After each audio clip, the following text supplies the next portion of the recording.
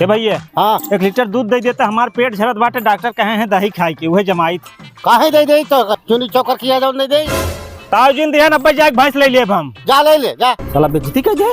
कब हो जोखन? अरे यार 1 लीटर दूध आना ही रहे, अस्सी सुबह की साला बेइज्जत कर दिए। वहाँ चलता ही लगेन भैंस लेके तबाही लौट। कितने मिलत भैंसिया? 80,000 मिलत बाटे, 10,000 हमरे लगे बा। तो हम माठा पिए के रहा ना। हाँ हाँ दा कुछ पैसे। हलो 5,000 बा, बाकी पैसा चलता ही मंगर को सुधार ले लिए। चल।